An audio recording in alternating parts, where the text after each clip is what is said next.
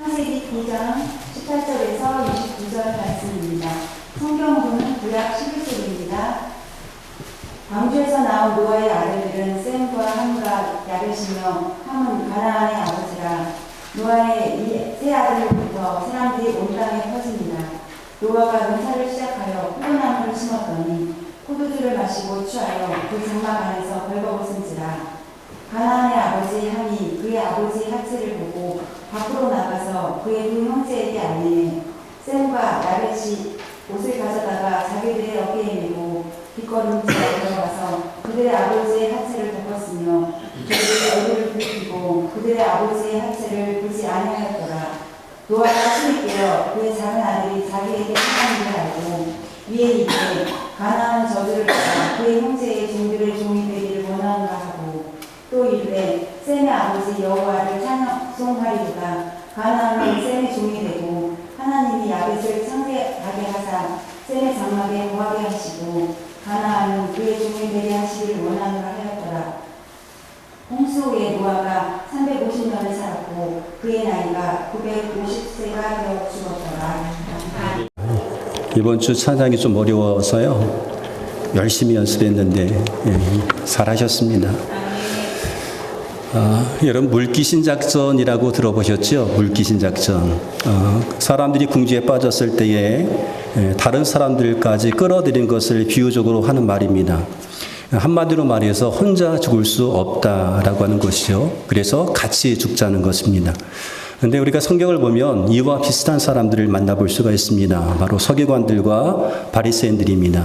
예수님께서 이들을 책망하시면서 이렇게 말씀을 하셔요. 마태복음 23장 13절에 보니까 화 있을진저 외식하는 서기관들과 바리새인들이여 너희는 천국 문을 사람들 앞에서 닫고 너희도 들어가지 않고 들어가려 하는 자도 들어가지 못하게 하는도다. 서기관과 바리새인들은 율법을 가르치면서 참 말을 잘했습니다. 그런데 말대로 살지는 않았습니다. 하나님의 말씀을 가르치면서 지키는 것처럼 신용만 되었습니다. 그리고 사람들에게는 지켜야 될 규칙들을 잔뜩 이제 만들어 놓고 자신들은 손가락 하나도 움직이려 하지 않았습니다. 그래서 자기 자신들도 천국에 들어가지 않고 천국에 가려고 하는 사람도 들어가지 못하겠다라고 하는 거죠. 그들은 한마디로 말하면 걸려 넘어지게 하는 사람들이었습니다. 마태복음 18장 6절 7절 말씀 가다 보니까 나를 믿는 이 작은 사람 가운데서 하나라도 걸려 넘어지게 하는 사람은 누구라도 차라리 그 복에 큰 맷돌을 달고 깊은 바다에 빠지는 편이 낫다. 사람을 걸려 넘어지게 하는 일 때문에 세상에는 화가 있다. 걸려 넘어지게 하는 일이 없을 수는 없으나 걸려 넘어지게 하는 일을 일으키는 그 사람에게는 화가 있다. 이렇게 말씀하셔요. 새 번역 성경으로 제가 읽어드렸습니다. 실족하게 한다, 혹은 걸려 넘어지게 한다. 이 말씀은요, 죄를 짓게 한다는 겁니다. 죄를 짓게 하는 일 때문에 세상이 불행하다라고 하시는 말씀이죠. 그리고 누군가가 죄를 짓게 만드는 그 사람이 있다고 한다면 누군가를 죄를 짓게 만드는 그 사람에게도 화가 있다라고 말씀을 하십니다. 그러므로 누군가를 죄를 짓게 만드는 것, 내가 죄를 짓진 않지만 누군가를 죄를 짓게 만드는 그것도 역시 결코 가벼운 죄가 아니다라고 하는 겁니다. 물론 예수님을 믿는 사람들, 예수님을 주인으로 섬기는 사람들이 의도적으로 다른 사람들을 죄를 짓게 하는 경우는 드물 것입니다. 만약에 우리가 예수님을 믿으면서 예수님께서 내 삶의 주인이라고 고백하면서 그러면서도 다른 사람들로 하여금 죄를 짓게 만든다라고 한다면, 의도적으로 죄를 짓게 만든다고 한다면 예수님을 잘 믿는 것이라고 할 수가 없겠지요. 그래서 예수 믿는 사람들, 예수님께서 삶의 주인 되시는 그 사람들은 의도적으로 다른 사람을 죄를 짓게 만드는 경우는 굉장히 드물다라고 하는 겁니다. 그러나 우리가 의도하지는 않았지만 우리의 말과 행동 때문에 다른 사람들이 죄를 짓게 하게 할 수 있다는 거예요. 나의 말과 행동이 죄를 짓게 하는 선택지가 되게 할 수도 있다라고 하는 겁니다. 그러므로 우리가 생활하면서 우리의 말과 행동을 굉장히 주의해야 될 필요가 있습니다. 가정에서 사랑을 받는 아이들이 있습니다. 자녀를 사랑하는 부모가 주는 자녀에게 주는 선택지가 있고, 또 자녀를 학대하는 부모가 자녀에게 주는 선택지가 있는데 그 선택지는 다릅니다. 사랑을 받은 아이가 받은 선택지는 앞으로 네가 사랑을 하며 살 것이냐, 사랑하지 않으며 살 것이냐, 그런 선택지라고 한다면 학대를 받으며 자라난 이 아이의 선택지는 내가 학대를 하면서 살아갈 것인가, 아니면 그 학대를 멈출 것인가 라고 하는 그런 선택지가 될 것입니다. 그러므로 우리는 가족들에게 죄를 지을 가능성이 있는 그런 선택지를 줄 것이 아니라 우리가 선택지를 주려고 한다면 하나님 앞에서 온전하고 정직한 삶을 살 수 있는 그런 선택지를 우리가 제공해 주어야 되는 거죠. 그리고 그것은 우리의 말과 우리의 행동에 달려 있습니다. 노아는 한 가정의 가장이었습니다. 그에게는 3명의 아들이 있었고 이 3명의 아들 다 결혼을 했습니다. 근데 노아의 가족이 살고 있었던 이 세대는 우리가 성경에서 보는 것처럼 굉장히 악한 시대였습니다. 악이 가득한 시대였습니다. 하나님께서 사람 지으셨음을 한탄할 정도로 온 땅이 부패했던 그런 시대였습니다. 그래서 하나님께서 이 세상을 심판하시려고 작정을 하시죠. 세상을 심판하시려고 작정하시다가 딱 보니까 하나님의 눈에 꼭 드는 한 사람이 있었습니다. 바로 노아였습니다. 노아가 하나님의 눈에 꼭 들었던 그런 사람이었죠. 노아는 죄악이 보편화된 그 시대 속에서도 거룩한 삶을 살려고 노력했던 그런 사람이었습니다. 세상에 있는 모든 사람들이 다 죄를 짓고 있는데 그런 상황 가운데서도 하나님에 대한 믿음을 지켰고 하나님과 동행했던 사람이 바로 노아였습니다. 그래서 하나님은 하나님의 눈에 꼭 들었던 이 노아에게 말씀하셔요. 내가 세상을 심판하겠다. 그러니까 너는 방주를 만들어라 라고 지시하십니다. 그리고 방주를 어떻게 지을 것인가도 말씀해 주시죠. 그래서 노아는 하나님의 말씀을 듣고 말씀대로 방주를 만들기 시작합니다. 아주 오랜 시간 동안 방주를 만들기 시작하죠. 산 중턱에다가 방주를 만들기 시작합니다. 사람들이 그를 미쳤다라고 말을 합니다. 손가락질합니다. 그럼에도 불구하고 그는 묵묵히 하나님의 말씀에 따라 방주를 만들기 시작합니다. 모든 사람들이 찾아와서 당신 틀렸어, 잘못된 길이야 라고 말을 했지만 노아는 하나님의 말씀에 따라서 이제 방주를 만들기 시작합니다. 그리고 방주를 다 만들었을 때 하나님께서 노아에게 말씀하죠. 방주에 들어가라 라고 말씀하시면서 창세기 7장 1절에 이렇게 말씀하셔요. 여호와께서 노아에게 이르시되 너와 네 온 집은 방주로 들어가라. 이 세에서 내가 내 앞에 의로움을 내가 보았음이라. 내가 내 앞에 의로움을 내가 보았다. 내가 보았다 이렇게 말씀하셔요. 하나님께서 노아에게 하셨던 말씀이에요. 노아야 내가 너를 보았어 이렇게 말씀합니다.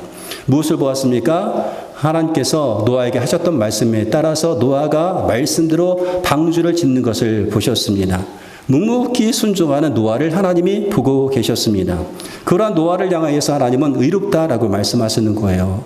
노아 너 참 잘했어 라고 지금 인정해 주시는 겁니다. 근데 여러분 하나님 앞에서 하나님 말씀에 묵묵히 순종했던 이 모습, 순종하면서 방주를 만들었던 이 모습을 하나님만 보셨을까 하는 거예요. 아닙니다. 누가 보고 있었는가 하면 가족들이 보았습니다. 하나님 말씀에 따라서 순종하는 남편을 아내가 보았고 하나님 말씀에 따라 순종하는 그 아버지를 자녀들이 이제 보고 있었습니다. 묵묵히 말씀대로 순종하면서 하나님과 동행하는 그런 모습을 이제 자녀들이 본 거죠. 가족들이 보게 된 거죠. 그 모습은 가족들에게 좋은 선택을 할 수 있게 하는 그런 기회였습니다. 좋은 선택지를 노아가 제공해 주게 된 거죠.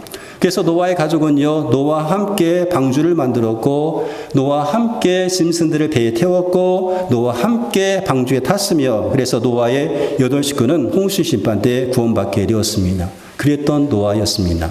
노아는요, 자녀들에게, 가족들에게 좋은 선택지를 지금 제공해 준 겁니다. 말씀에 순종하는 모습을 보여줌을 통하여서 가족들이 그렇게 살 수 있는 선택을 하게끔 도와주었던 거죠. 그런데 오늘 본문은 우리를 좀 당황스럽게 만듭니다. 이 본문은 굉장히 당황스러워요. 홍수가 끝이 나고 노아의 가족이 가장 먼저 했던 일이 있습니다. 하나님 앞에 번제를 드린 거죠. 제사를 드렸습니다. 그때 하나님께서는 노아와 노아의 자녀들에게 복을 주시면서 말씀하셨어요. 생육하고 번성하며 땅에 충만하라 라고 말씀하시고 그 다음에 무지개를 보여주시면서 내가 다시는 물로 세상을 심판하지 않겠다라고 이제 하나님께서 말씀해 주셨어요. 그런데 이 말씀 이후에 이어지는 사건은 우리를 굉장히 당황스럽게 만듭니다. 당황스럽게 하기 충분합니다. 노아가 농사를 시작하여서 이제 포도나무를 심게 되었습니다. 그리고 그 열매를 거두어서 포도주를 만들어 마시고 취하게 되었습니다. 노아는 포도주의 성질을 잘 알고 있었어요. 마시면 취한다 이것을 알고 있었습니다. 포도주를 마시며 취한다는 것을 모르고 마신 것이 아니란 말이에요. 그리고 간단히 이 포도주를 음료 대용으로 마신 것도 아니었습니다. 노아는 취하려고 마셨고 취해서 지금 벌거벗은 채 자기 장막에서 잠이 들게 되었습니다. 노아는 하나님께서 의로운 사람이라고 의인이라고 인정했던 그런 사람이에요. 당대의 완전한 사람이었습니다. 근데 왜 노아가 이런 실수를 했을까? 이런 일을 했을까? 왜 자기의 수치를 지금 드러내고 있을까라고 하는 거예요. 성경은 노아가 왜 그랬는지 말씀해 주고 있지 않습니다. 노아 홍수의 시대가 끝나고 긴장에 풀려서 했는지, 아니면 어떤 속상한 일이 있어서 그랬는지, 아니면 포도주를 먹다 보니까 너무 기분이 좋아서 그랬는지, 그 이유를 밝히고 있지는 않습니다. 근데 문제는 뭐냐면 노아가 취해서 발가벗은 채 자기 장막에 들어있는 이 모습이 자녀들로 하여금 잘못된 선택을 할 수 있는 그런 계기가 되었다는 거죠. 자녀에게 잘못된 선택지를 지금 주고 있는 겁니다. 노아의 아들 함이 발가벗은 채 잠이 들고 있는 아버지의 모습을 보았어요. 벗고 자는 아버지의 모습을 보았습니다. 근데 우리가 성경을 보면 이 함에 대해서 이해할 때에 가나안의 아비 함이라고 이렇게 자꾸 표현합니다. 가나안의 아비 함. 함의 아들은 4명이 있었어요. 구스, 미스라임, 붓, 가나안 이렇게 4명이 있었는데 가나안은 함의 4번째 아들, 막내 아들이었어요. 근데 성경에서 함을 이야기할 때 가나안의 아비 함이라고 지금 자꾸 이렇게 이야기하고 있지요. 이유가 있다라고 한다면 앞으로 계속해서 이 가나안의 후손이 이스라엘 이제 백성들과 연루되기 때문에 그렇고, 그리고 이 창세기가 모세가 지금 쓴 거잖아요. 모세가 이 창세기를 썼는데 당시 청중은 가나안 정복을 앞두고 있었던 그런 사람들이었습니다. 가나안 정복을 앞두고 있었던 그런 상황이었기 때문에 가나안 함을 이야기할 때 가나안의 아비 함이라 이렇게 이제 표현을 하게 되었던 거죠. 근데 이 함이 아버지의 장막에 들어가서 아버지의 하체를 보았습니다. 아버지가 벌거벗은 채 누워있는 것을 보았습니다. 근데 여기서 보다라고 하는 이 말의 원이 와야르인데 이 와야르라고 하는 이 보다는 표현은 뭐냐면 그냥 이 함이 들어가서 우연히 이렇게 본 게 아니란 말이에요. 처음에 봤겠죠. 우연히 본 것이 아니라 이 표현은 뭐냐면 자세히 관찰하여 보았다 이 말이에요. 아버지의 하체를 자세히 관찰하여서 보았다.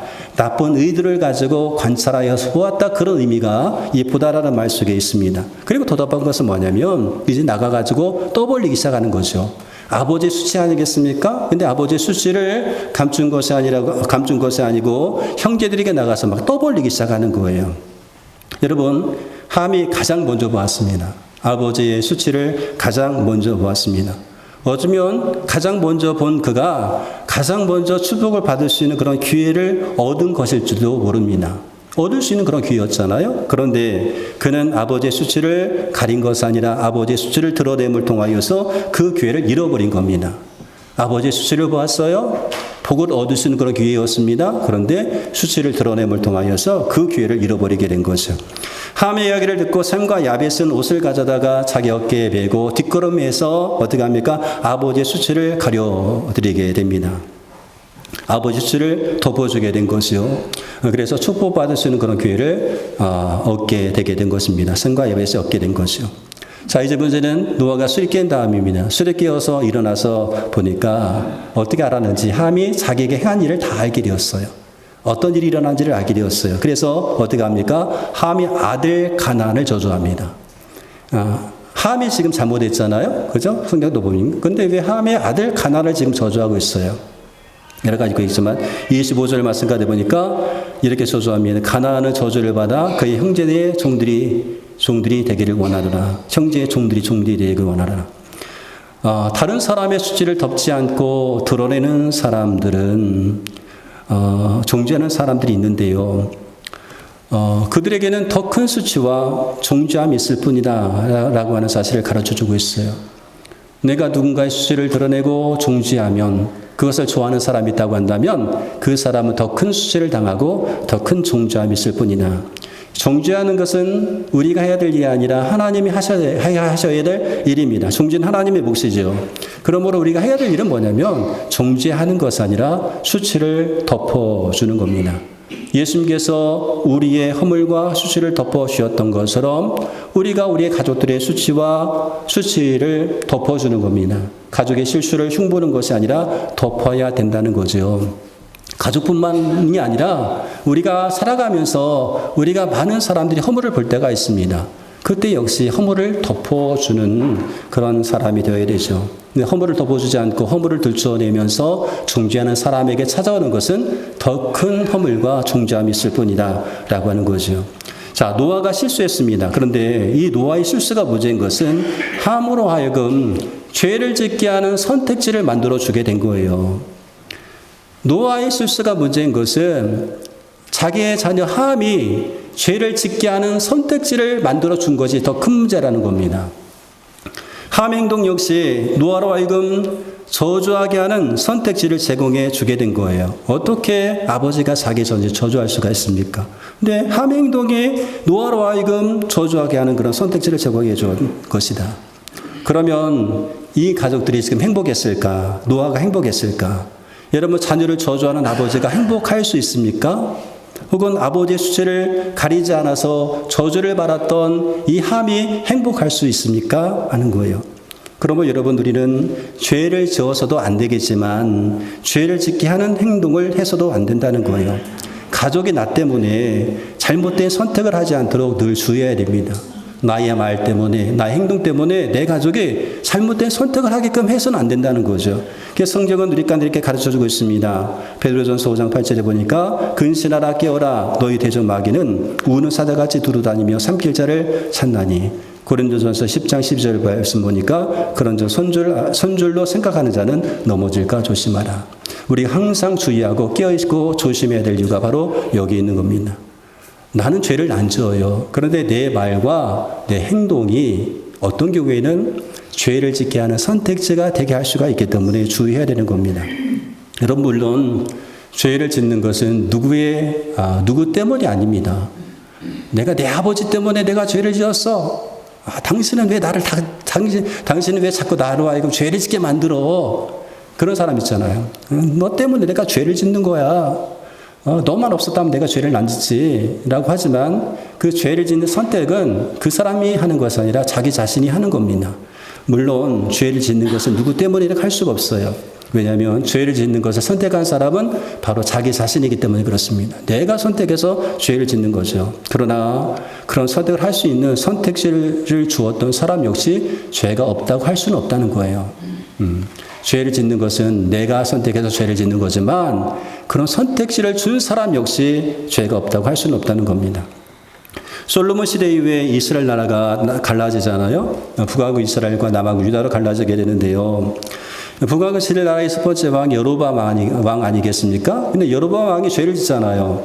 베델과 단에다가 이제 금송아지를 만들어 놓고 이제 섬깁니다. 섬기는 그런 죄를 짓습니다. 근데 더 큰 죄가 뭐냐면 자기만 죄를 지었던 것이 아니라 이스라엘 백성들로 하여금 예루살렘에 가지 못하게 하고 예루살렘 성전에 가서 하나님께 제사 드리지 못하게 하고 베델과 단에다가 금송아지를 만들어 놓고 여기가 하나님이다, 이분이 하나님이다 라고 하면서 그렇게 유도했다는 거예요. 그러니까 자기만 죄를 지었던 것이 아니라 백성들로 하여금 우상 숭배를 하게끔 만들었던 그 죄가 더 큰 죄였다라고 지금 이야기하고 있는 겁니다. 그것이 더욱더 심각한 죄였던 겁니다. 자신이 죄를 짓는 것도 악한 일이었지만 백성들로 하여금 죄의 길로 이끄는 건 역시 더욱더 심각한 죄였다라고 하는 거예요. 자기도 범죄하고 백성들도 범죄하게 만들었던 그런 사람. 그래서 하나님의 진노를 일으켰고 결국 여로보암은 하나님의 심판을 받게 됩니다. 여러분, 우리의 사랑하는 가족이 좋은 선택을 할 수 있는 선택지를 우리가 항상 제공해 줘야 됩니다. 그리고 혹시 내가 의도하지 않았는데 내가 나쁜 선택지를 줄 때가 있잖아요. 나는 우리 자녀가 죄를 짓게끔 우리 가족이 죄를 짓는 것을 원하지 않아요. 그런데 의도하지 않았는데 나의 말과 나의 행동이 잘못된 선택을 할 수 있는 그런 가능성이 있어요. 그럴 때 어떻게 합니까? 하나님 앞에 우리가 기도해야 되죠. 하나님, 내가 혹시 나쁜 선택지를 주었더라도 우리가 살아가는 우리 가족들이 나쁜 선택지를 받았다 할지라도 그 가운데 하나님, 그 상황 가운데서 올바른 선택을 할 수 있도록 하나님 도와주세요. 우리가 우리 가족들을 위해서 눈물을 흘리면서 우리가 기도해야 됩니다. 우리의 실수가 가족들의 죄로 이어지지 않도록, 나의 실수가 가족들의 죄로 이어지지 않도록 하나님 우리의 가족을 좀 붙잡아 주세요. 나의 실수 때문에, 나의 죄 때문에 다른 사람이 죄를 짓지 않도록 하나님 붙잡아 주세요 하면서 우리가 사랑하는 가족을 위해서 우리가 눈물을 흘리면서 기도해야 됩니다. 지금도 많은 부모님들이 자녀를 위해서 눈물을 흘리잖아요. 가족을 위해서 눈물을 흘리면서 기도하잖아요. 여러분, 어린 시절 우리는 많이 울었습니다. 갓난아이 시절 많이 울었습니다. 그런데 청소년 시기, 이제 어린이 되고 청소년 시기가 거쳐서 성인이 될 때는 그렇게 많이 울지 않았습니다. 이유가 있다라고 한다면 대신 울어준 사람이 있었거든요. 누군가 하면 부모님 울어줬어요. 부모님의 자녀를 위해서 눈물을 흘리면서 기도했거든요. 그러니까 아이가 자라면서 울 일이 없는 거예요. 그런데 여러분, 부모가 언제까지나 그 자녀를 위해서 울어줄 수는 없잖아요. 언제까지나 그 자녀를 위해서 기도해 줄 수는 없잖아. 그때가 오잖아요. 그때가 오기 전에 우리는 우리의 자녀들로 하여금 하나님을 만나게 해야 됩니다. 하나님 만나게 할 역할이 우리 가운데 있는 거예요. 우리가 부모님의 손을 붙잡아 주잖아요. 근데 언제까지나 부모님의 손은 나이 드신 부모님의 손을 붙잡아 줄 수는 없습니다. 놓아야 될 때가 있어요. 그때가 오기 전에 우리 부모님의 손을 붙잡아 주실 하나님을 만나게 해야 된다라고 하는 겁니다. 여러분, 우리의 자녀가 하나님을 만나야 되는데 하나님께서 우리의 자녀들의 손을 붙잡아 주잖아요. 하나님의 손, 우리가 성경을 보면 하나님의 손이 어떤 손입니까? 넘어지는 자를 붙잡아 주는 손이다라고 말씀하고 있습니다. 시편 37편 23절 24절 말씀 보니까 여호와께서 사람의 걸음을 정하시고 그의 길을 기뻐하시나니 그는 넘어지나 아주 엎드러지지 아니함은 여호와께서 그의 손으로 붙드심이로다. 세번역 성경을 보니까 어쩌다 비틀거려도 주님께서 우리의 손을 잡아주시니 넘어지지 않는다. 여러분, 주님의 손은 우리를 붙잡아 주셔서 넘어지지 않게 하시는 그런 손입니다. 우리가 하나님 믿는다라고 말하지만 믿는 사람이라고 해도 다 완전한 것은 아닙니다. 연약합니다. 넘어지기 쉽습니다. 실수하기 쉬운 존재입니다. 그때 하나님께서 우리가 완전히 넘어지지 않도록 붙잡아 주신다라고 하는 거예요. 그 주님의 손이 우리의 자녀를 붙잡아 줄 수 있도록 여러분, 우리가 눈물을 흘리면서 기도해야 되는 거죠. 지금까지 여러분의 자녀를 위해서 얼마나 많은 눈물을 흘렸습니까? 이제는 그 눈물의 기도가 이제 응답되어서 우리의 자녀가 하나님의 손에 붙잡힐 수 있게 해야 된다는 거예요. 그런 도움을 우리가 주어야 되는 겁니다. 하나님 우리를 붙잡아 주신 하나님 어떤 분이에요? 우리 아버지가 되십니다. 전능하신 분이십니다. 그리고 우리 아버지가 되시면서 전능하신 분인데 모든 것을 아시는 분이에요. 근데 모든 것을 아시면서도 우리를 사랑하시는 분이 바로 하나님이십니다. 우리가 세상의 사랑을 두 가지로 좀 나눠보자고 한다면 모르고 하는 사랑이 있고 알면서도 하는 사랑이 있습니다. 알고 하는 사랑이 있고 모르고 하는 사랑이 있죠. 모르고 하는 사랑이라고 하는 것은 뭐냐면 상대방의 부족한 점, 약점을 모르고 하는 사랑입니다. 그냥 겉으로 드러난 모습만 보고 사랑하는 거죠. 그에게 있는 좋은 점, 가치 있는 것만 보고하는 그런 사랑을 우리가 보고하는 사랑이라고 할 수 있습니다. 그런데 여러분, 그렇게 사랑했던 사람이라고 할지라도 하루 종일 한번 붙어 있어 보세요. 내가 처음 본 첫 느낌이 너무 좋아. 인상도 너무 좋고 정말로 부족함이 없을 것 같은 그런 사람이었어요. 근데 하루 종일 한번 붙어 있어 보란 말이에요. 하루 종일 붙어 있으면 하루 종일 붙어 있는 그 가운데 그 사람의 허물을 우리가 찾기 마련입니다. 약점도 보여지게 되는 거예요. 하루 종일 같이 있다 보면 그런 모습이 보여지게 되잖아요. 천사 같던 사람도 부족한 모습이 보여지게 됩니다. 연약한 모습이 보여지기 말합니다. 내가 그동안 잘 몰랐던 모습이 이제 보여지기 시작하는 거죠. 그때에 모르고 했던 사랑은 어떻게 반응하는가 하면 내가 그럴 줄 몰랐는데, 너 그럴 줄 몰랐는데, 내가 너 그렇게 안 봤는데 나 실망했어. 어떻게 그럴 수가 있어? 이렇게 반응하는 거예요. 그러면서 어떻게 합니까? 떠나가는 그런 사랑이죠. 좋아 보여서 잘 모르고 사랑했지만 알고 나니까 이제 더 이상 사랑하기 힘들고 안녕 하고 떠나가는 거죠. 반쪽 사랑이라고 할 수 있습니다. 그런데 알고 하는 사랑이 있다는 거예요. 알고 하는 사랑. 누가 그런 사랑을 하셨습니까? 하나님이 그런 사랑을 하셨잖아요. 하나님은 내가 죄인인 것을 알고 계셨어요. 내가 약하다는 것을 알고 계셨습니다. 그래서 하나님 앞에서 우리가 아무리 숨기려 해도 숨길 것이 없단 말이죠. 우리의 죄 허물이 다 드러나기 시작합니다. 그럼에도 불구하고 하나님은 우리를 사랑하십니다. 우리의 모든 것을 알고 계시면서도 우리를 사랑하시는 거예요. 우리를 불쌍히 여겨주십니다. 우리 연약함을 보시면서 너 미워, 너 싫어 라고 하지 않으시고 여전히 사랑하십니다. 그러면서 우리를 떠나지 아니하시는 분이 바로 하나님입니다. 알면서 우리를 사랑하시는 분이 바로 하나님이시죠. 그 하나님의 손에 우리의 가족, 그 하나님의 손이 우리의 가족을 붙잡아 주실 수 있도록 기도해야 됩니다. 하나님, 우리 가족을 붙잡아 주세요. 우리가 우리의 자녀들에게, 우리의 사랑하는 가족들에게 좋은 선택 기회를 주어야 되죠.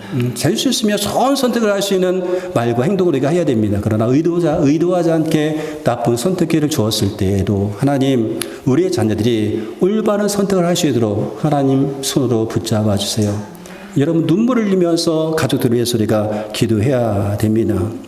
눈물의 기도. 여러분, 눈물의 기도 우리가 지금 할 수 있잖아요. 여러분의 가족을 위해서 지금 흘릴 수 있을 때, 하나님 앞에 와서 눈물을 흘릴 수 있을 때 여러분 한번 흘려보시기 바랍니다. 그래서 여러분의 가정이 지금도 행복하겠지만 더욱더 행복한 가정을 만들어 나가시기를 주 이름으로 축원드리겠습니다. 우리